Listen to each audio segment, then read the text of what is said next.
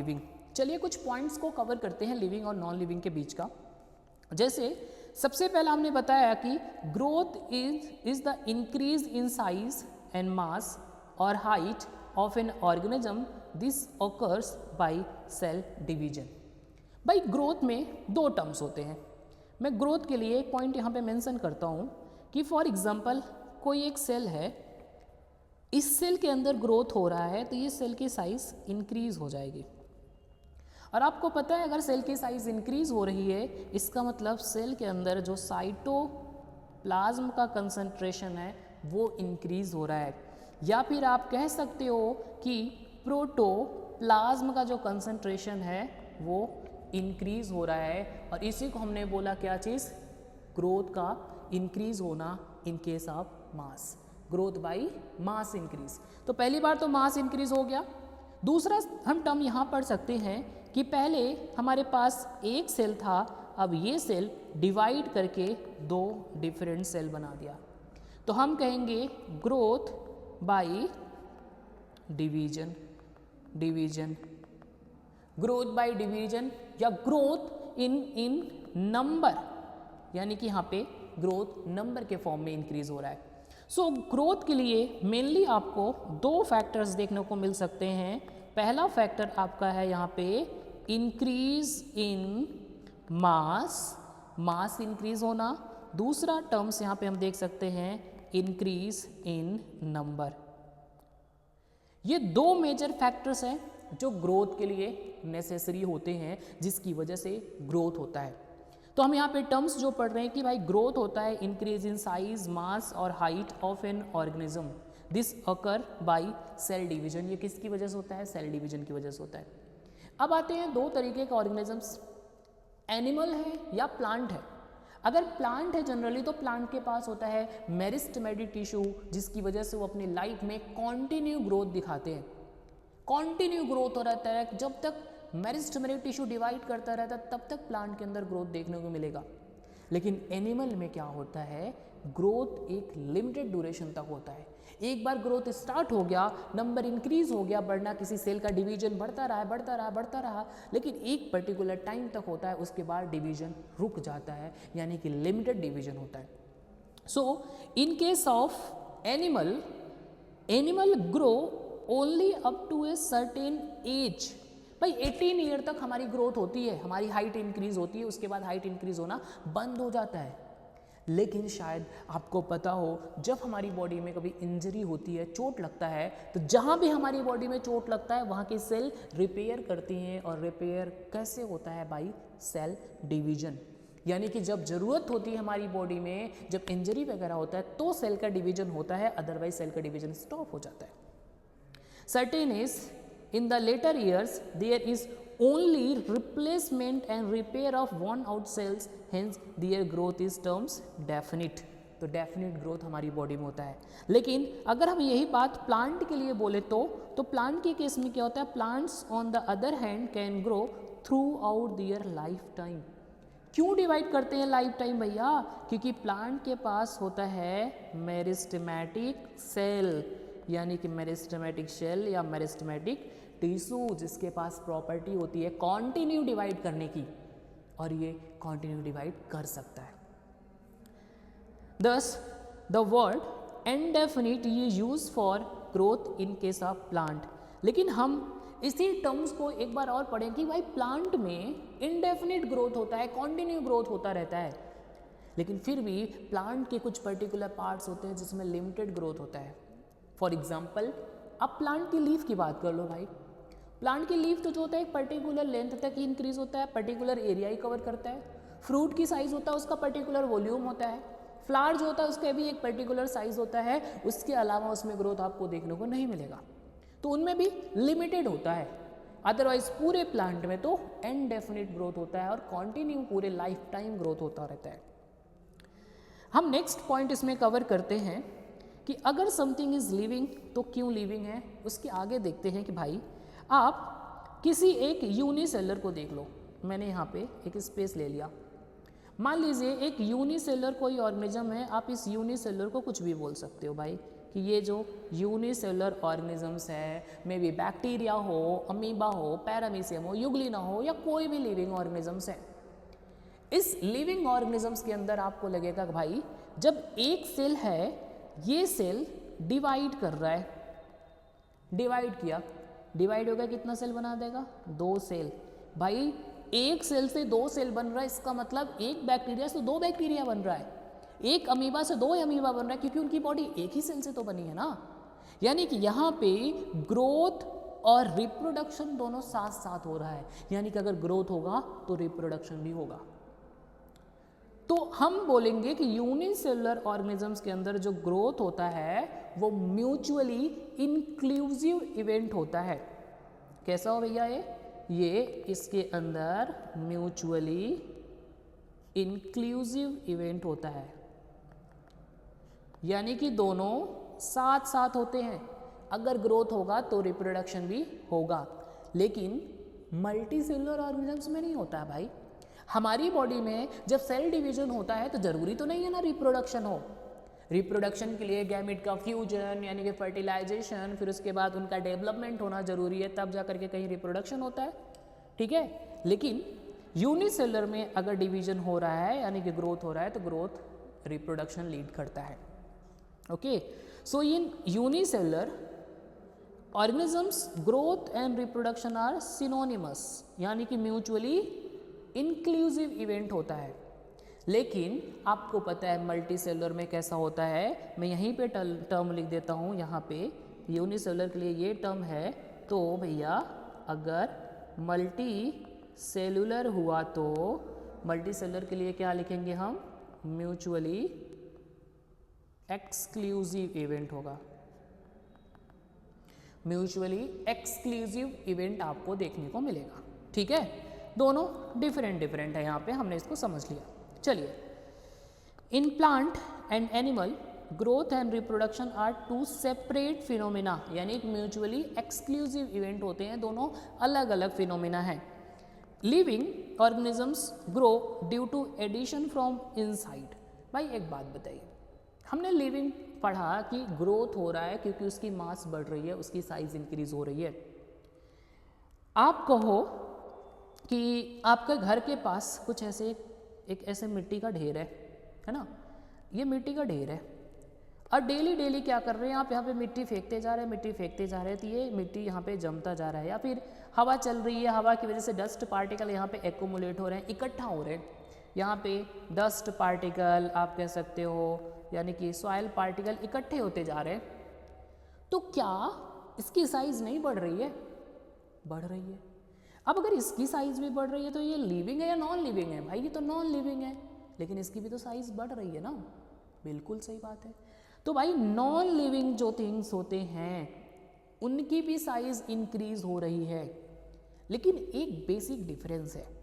जब हमारी सेल की साइज इंक्रीज होती है, हमारी बॉडी की हाइट इंक्रीज होती है, तो अंदर से इंक्रीज होती है, ना कि बाहर से हमने कपड़े पहन लिए ढेर सारे और हम फूल गए, हमारी बॉडी का साइज इंक्रीज हो गया। नहीं ना, कपड़े पहन के तो हम अपनी बॉडी का साइज नहीं बढ़ा रहे ना। तो हमारी बॉडी अंदर से इंक्रीज होती है, वही बाहर रिफ्लेक्ट होता है। लेकिन अगर आपके घर के बाहर एक कूड़े का ढेर है, तो डेली आप कूड़ा फेंक रहे हो ना, तो बाहर से कूड़ा डाल रहे हो उस पर, तो बाहर से वो इकट्ठा होते जा रहा है, तो वो साइज इंक्रीज हो रहा है। कहने का मतलब मेरा ये है सीधा सा कि लिविंग ऑर्गेनिजम्स में जो साइज इंक्रीज होता है वो इंटरनल फैक्टर की वजह से होता है, नॉन लिविंग में यही एक्सटर्नल फैक्टर की वजह से होता है। So living organisms grow due to addition from inside, also called intrinsic. अंदर से ग्रोथ होना intrinsic growth, and growth can be extrinsic too, as seen in non-living matters by the accumulation of material on the surface. Okay, जैसे sand dunes and glaciers are good example of extrinsic growth। बताया हमने आपको कैसे होता है।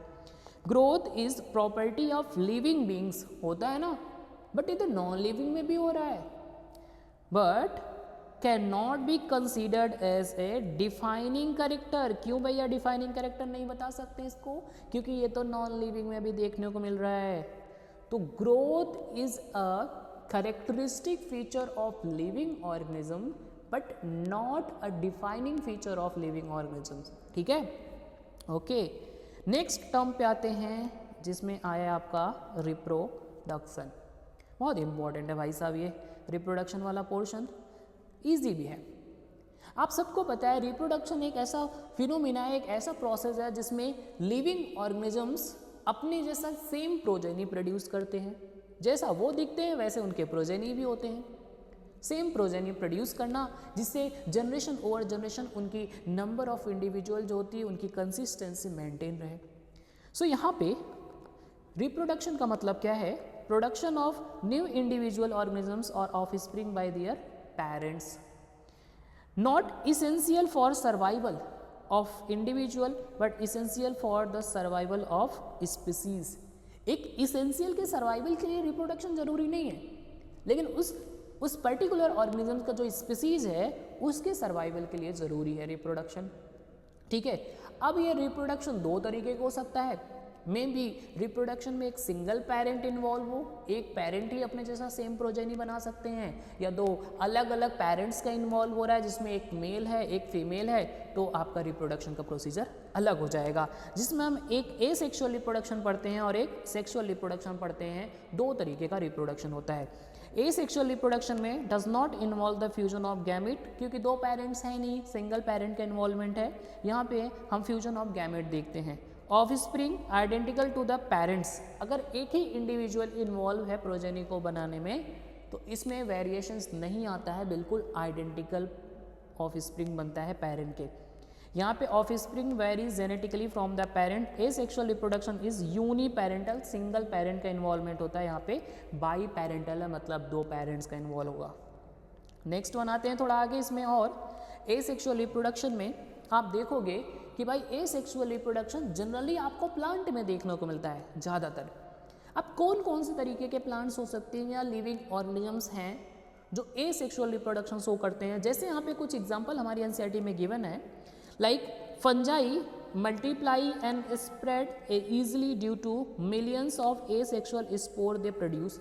यानी fungus जो होता है वो एसेक्सुअल स्पोर का फॉर्मेशन करता है और अपने नंबर इंक्रीज कर लेता है।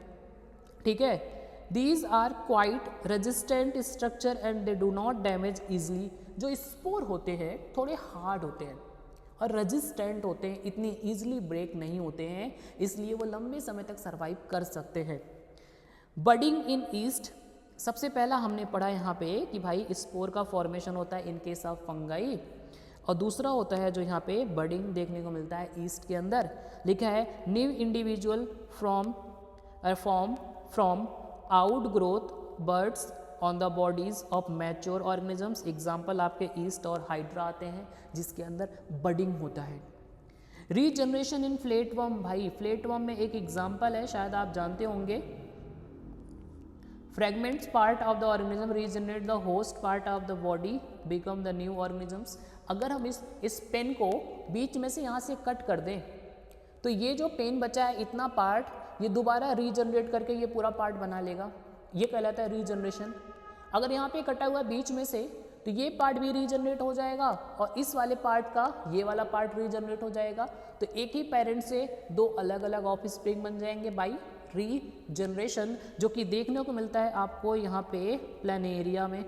हालांकि यहाँ पे एग्जाम्पल लिखा नहीं हुआ है, सिर्फ प्लेटफॉर्म लिखा है, तो आप याद कर लीजिए प्लेनेरिया में हाई रीजनरेशन कैपेसिटी होती है। बाइनरी फिजन्स आपको देखने को मिलेगा किसमें? बैक्टीरिया में। बाइनरी फिजन आपको देखने को मिलेगा कहाँ पे? अमीबा में। यूनिसेलुलर है, बाइनरी फिजन है, सीधी बात है भाई, एक सेल है, ऐसे एक सेल है, ये सेल बीच में से न्यूक्लियस डिवाइड करते करते सेल बीच से डिवाइड हो जाता है, जिसकी वजह से एक सेल से दो सेल बन जाता है। ये बात हमारी बाइनरी फिजन की है। ओके, हमने ये जनरली देख लिया कि बाइनरी फिजन वगैरह क्या होता है या एसेक्सुअल रिप्रोडक्शन क्या होता है। लेकिन अगर आप बात करेंगे सेक्सुअल रिप्रोडक्शन की, तो भाई सेक्सुअल रिप्रोडक्शन जो होता है जनरली आपको जितने भी एंजियोस्पर्मिक प्लांट होते हैं उसमें देखने को मिलेगा। आपको एनिमल्स में एनिमल्स के अंदर मोस्टली सेक्सुअल रिप्रोडक्शन देखने को मिलेगा। जो हमारे प्लांट्स होते हैं, प्लांट्स में ज़्यादातर आपको सेक्सुअल रिप्रोडक्शन देखने को मिलेगा। हमने यूनिसेलुलर में देखा और कुछ अदर एग्जाम्पल थे जहाँ पे एसेक्सुअल रिप्रोडक्शन देखने को मिला है। और अगर बाई सेक्सुअल रिप्रोडक्शन है तो आपको पता है इसमें fusion of male and female gamete होता है। Fusion of male and female gamete होता है। दो अलग अलग गैमेट का फ्यूजन होता है जिसकी वजह से क्या आता है, वेरिएशंस आपको देखने को मिलेगा। वेरिएशंस आता है, आपको वेरिएशन देखने को मिलेगा। ये हमने रिप्रोडक्शन पढ़ लिया। अब आपको एक बेसिक पॉइंट और बताता हूँ यहाँ पे। देखो, अगर आपको लगता है कि रिप्रोडक्शन सिर्फ लिविंग ऑर्गेनिजम्स में होता है, यानी कि लिविंग ऑर्गेनिजम्स का प्रॉपर्टी है रिप्रोड्यूस करना, हालांकि आपको बताया जाए नॉन लिविंग ऑर्गेनिजम्स रिप्रोड्यूस नहीं कर सकते हैं। हम यहाँ पे टर्म लिख देंगे, नॉन लिविंग ऑर्गेनिज्म रिप्रोड्यूस नहीं कर सकते। Organisms can not reproduce. ये बात बिल्कुल सच है, इसमें कोई गुंजाइश की बात नहीं है, ये सच बात है कि नॉन लिविंग ऑर्गेनिजम्स रिप्रोड्यूस नहीं कर सकते। लेकिन क्या सारे लिविंग ऑर्गेनिजम्स रिप्रोड्यूस करते हैं?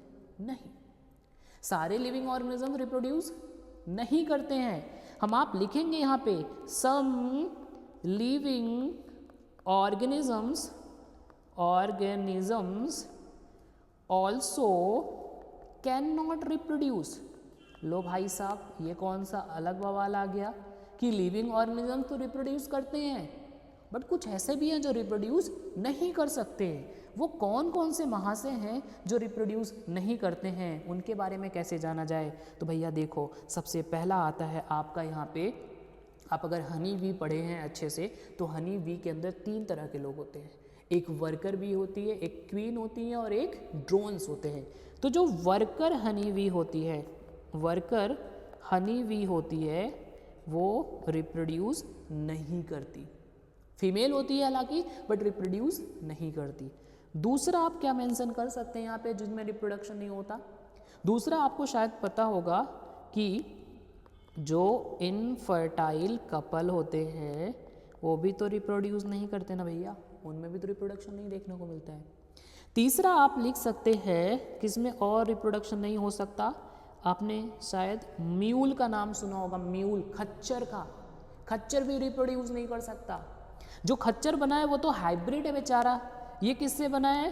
फीमेल हॉर्स का क्रॉस करा दिया गया था डंकी महाराज से और म्यूल बन गया है। ये म्यूल कभी भी रिप्रोड्यूस नहीं कर सकता, मतलब कभी भी पप्पा नहीं बन सकता, अपनी जैसी प्रोजेनी नहीं बना सकता। हम थर्ड प्रॉपर्टी पाते हैं जिसका नाम है मेटाबॉलिज्म। भाई हमारी बॉडी के अंदर होने वाले जितने भी केमिकल रिएक्शंस हैं उन सारे के सारे केमिकल रिएक्शंस के एनालिसिस को हम मेटाबॉलिज्म कहते हैं।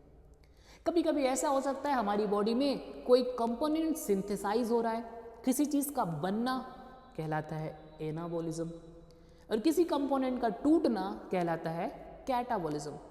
सो ये मेटाबॉलिक जो रिएक्शंस होते हैं इसमें 2 पॉइंट्स हैं, एक होता है कैटाबॉलिज्म, एक होता है एनाबॉलिज्म। क्या है डिफरेंस दोनों में?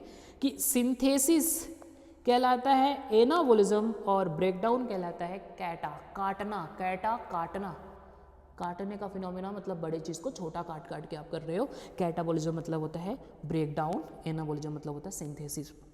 जैसे आप यहाँ पे देख सकते हो कि भाई कोई बड़ा मॉलिक्यूल है, इस बड़े से मॉलिक्यूल को ब्रेक किया गया, छोटे छोटे मॉलिक्यूल्स में तोड़ दिया गया, छोटे छोटे यूनिट में ब्रेक कर दिया गया, जिससे क्या प्रोड्यूस होता है? एनर्जी। वहीं पे ये छोटे छोटे मॉलिक्यूल्स जो है, छोटे छोटे यूनिट्स हैं, ये एक दूसरे से कंबाइन कर रहे हैं, कंबाइन करके एक बड़े साइज का मॉलिक्यूल बना रहे हैं। इसको हमने बोला क्या? एनाबॉलिज्म।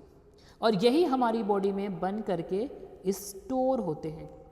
तो अगर आपसे कोई ये पूछे कि ग्रोथ के लिए कौन सा फैक्टर रिस्पॉन्सिबल है, मैं यहाँ पे एक क्वेश्चन चेंज कर रहा हूँ, इस मेटाबॉलिक फिनोमिना में से ग्रोथ के लिए कौन सा फैक्टर रिस्पॉन्सिबल है?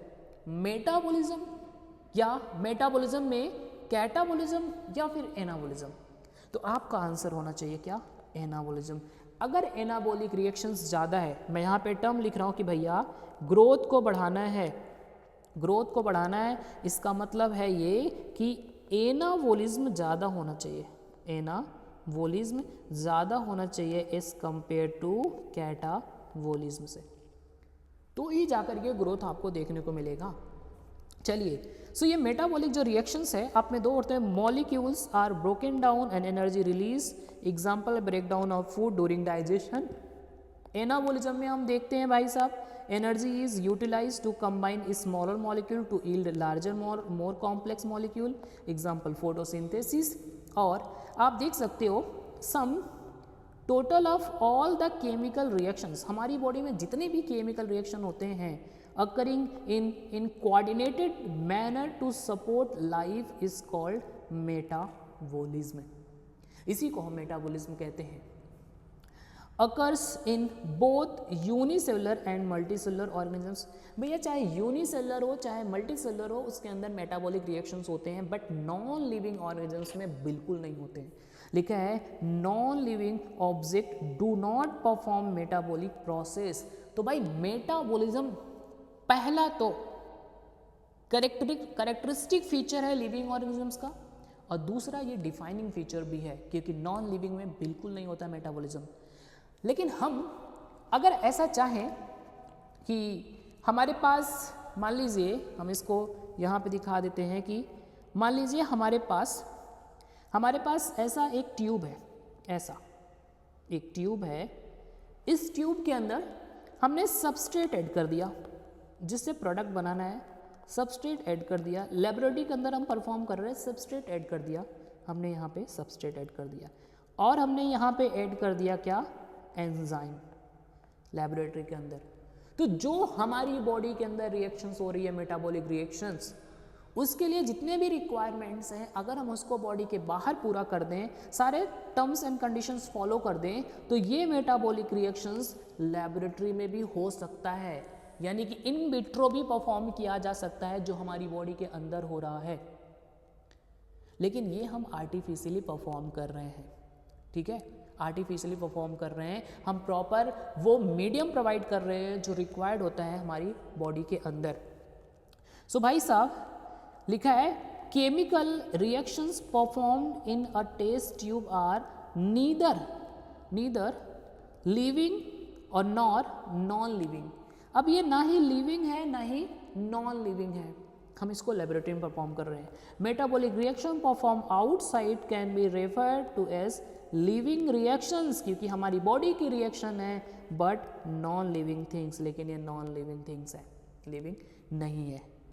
रिप्रोडक्शन में हमने जो अभी टर्म्स आपको बताया कि भाई all living beings can not reproduce, जरूरी नहीं है सारे लिविंग ऑर्गेनिजम्स रिप्रोड्यूस कर सकते हैं। इनफर्टाइल कपल नहीं रिप्रोड्यूस कर सकते, वर्कर बी नहीं कर सकती और म्यूल नहीं कर सकता है।